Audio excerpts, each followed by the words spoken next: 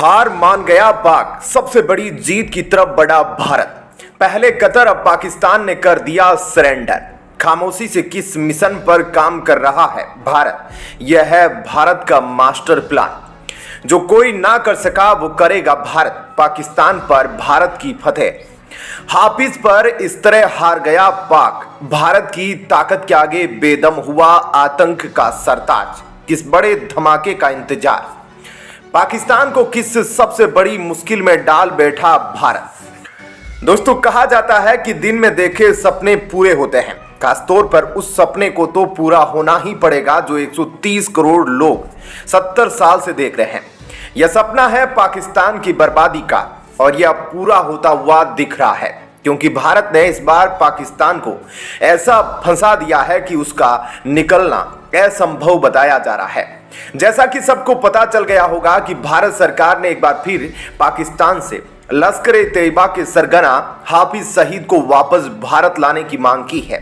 आतंकी सरगना 2008 के मुंबई धमाकों के मास्टरमाइंड होने के सहित कश्मीर में फिदायीन हमला करवाने और कथित मनी लॉन्ड्रिंग सहित कई मामलों का गुनहगार है।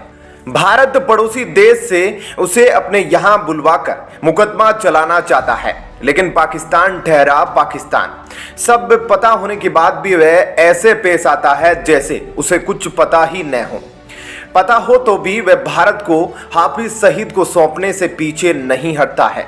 लेकिन अब की बार भारत ने पाकिस्तान के गले में ऐसा फंदा अटका दिया है जिससे पाकिस्तान की जान जाना तय है। आइए भारत की चाल के बारे में विस्तार से बताते हैं कि क्या है भारत की योजना। विश्लेषकों का कहना है कि भारत ने पाकिस्तान से इस मौके पर हाफिज सईद के प्रत्यर्पण की यह मांग यूं ही नहीं की है। दरअसल पाकिस्तान में 8 फरवरी को आम चुनाव होने वाले हैं। इस चुनाव में हाफिज सईद की पार्टी भी उतर रही है। हाफिज का बेटा भी लाहौर से चुनाव लड़ने जा रहा है। पाकिस्तान में होने वाले इस चुनाव में नवाज शरीफ का जीतना तय माना जा रहा है।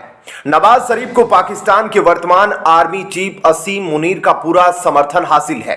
इस बीच नवाज शरीफ लगातार भारत के साथ रिश्ते सुधारने की बात कर रहे हैं।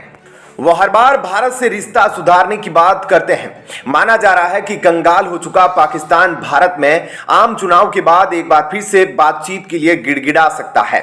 भारत ने इसी को ध्यान में रखते हुए अब हाफिज सईद की मांग कर डाली है। भारत ने साफ कर दिया है कि अगर पाकिस्तान को बातचीत फिर से शुरू करना है तो उसे हाफिज सईद को नई दिल्ली को सौंपना होगा। यह तो थी योजना। अब आइए बताते हैं कि पाकिस्तान फंसेगा कहां। देखिए, पाकिस्तान कई जगहों पर फंस सकता है। जैसे पहले तो यही कि अगर पाकिस्तान हाफिज सईद को भारत को सौंप देता है तो उसके देश में दंगे हो जाएंगे। सीधी बात है कि पाकिस्तान पूरी तरह टूट जाएगा। अब दूसरी बात यह है कि अगर पाकिस्तान ने भारत को नहीं सौंपा तब भी पाकिस्तान का नामो निशान मिटना तय है, क्योंकि हाफिज सईद जैसे ग्लोबल आतंकी को पनाह देना गुनाह है। और अगर पाकिस्तान की यह बात दुनिया के ध्यान में आ गई तो पाकिस्तान अब कहीं भी भीख नहीं मांग पाएगा, IMF से भी नहीं। अब आइए बताते हैं कि हर तरफ से टूट जाने के बाद भी भारत को क्यों नहीं सौंपता पाकिस्तान। पाकिस्तान हाफिज सईद को भारत को कई कारणों से नहीं सौंपता है। इनमें प्रमुख कारण है राजनीतिक दबाव। पाकिस्तान में हाफिज सईद के समर्थकों की एक बड़ी ताकत है। अगर पाकिस्तान सरकार हाफिज सईद को भेजती है तो इससे पाकिस्तान में राजनीतिक अस्थिरता पैदा हो सकती है, दंगे हो जाएंगे। दूसरा, आंतरिक सुरक्षा। पाकिस्तान को आतंकवाद का खतरा बना हुआ है। पाकिस्तान सरकार का मानना है कि हाफिज सईद को प्रत्यर्पित करने से पाकिस्तान में आतंकवाद को बढ़ावा मिल सकता है। तीसरी वजह, भारत और पाकिस्तान के बीच संबंध तनावपूर्ण है। पाकिस्तान का मानना है कि हाफिज सईद को प्रत्यर्पित करने से भारत पाकिस्तान संबंध और खराब हो सकते हैं। दुनिया में ऐसा माना जा सकता है कि पाकिस्तान भारत के सामने सरेंडर हो गया है। पाकिस्तान सरकार का तर्क है कि उसके पास हाफिज सईद के खिलाफ पर्याप्त सबूत है और उसे पाकिस्तान में ही न्याय मिलना चाहिए। पाकिस्तान ने हाफिज सईद पर आतंकी वित्त पोषण के 2 मामलों में 33 साल की जेल की सजा सुनाई है। हालांकि वह जेल से बाहर भी कई बार देखा गया है। तो अब क्या करने वाला है पाकिस्तान? पाकिस्तानी पत्रकार ने बताया कि तकनीकी तौर पर हाफिज सईद के प्रत्यर्पण से वहां की शहबाज शरीफ की सरकार ने इनकार कर दिया है।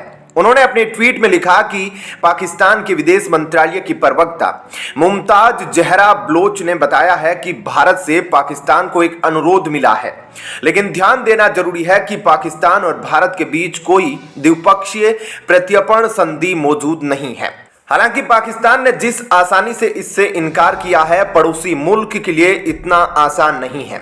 वजह है भारत की विश्व पटल पर बढ़ती ताकत, जिसका लोहा शक्तिशाली देश अमेरिका तक मानते हैं। अब आप कहेंगे कि इस बार इसमें क्या खास है? भारत तो हर बार हाफिज सईद को मांगता है, तो देखिए इस बार हालात बहुत अलग है।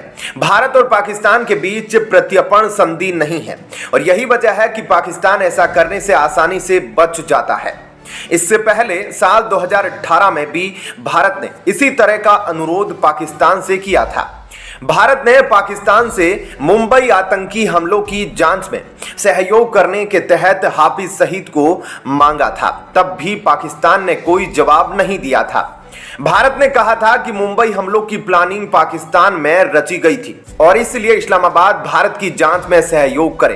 हाफिज सईद को संयुक्त राष्ट्र ने आतंकी घोषित कर रखा है। पाकिस्तान हाफिज की देश में मौजूदगी को झुठला नहीं पा रहा है, क्योंकि वह 11 साल जेल की सजा काट रहा है। अमेरिका और यूरोपीय संघ ने भी हाफिज को आतंकी घोषित कर रखा है। इस बार भारत कुछ ज्यादा ही ताकतवर दिख रहा है और जब से कतर का फैसला आया है, तब से तो और भारत के नाम का डंका बज रहा है। खैर, अब समय आ गया है कि इस देश को भारत के आगे धूल धूसित होना पड़ेगा। वैसे आप जरूर बताइएगा कि आपको क्या लगता है कि भारत की इस रणनीति के आगे कहां तक टिक पाएगा पाकिस्तान? दोस्तों, कमेंट सेक्शन में बिना जय हिंद लिखे मत जाइएगा। जय हिंद, जय भारत।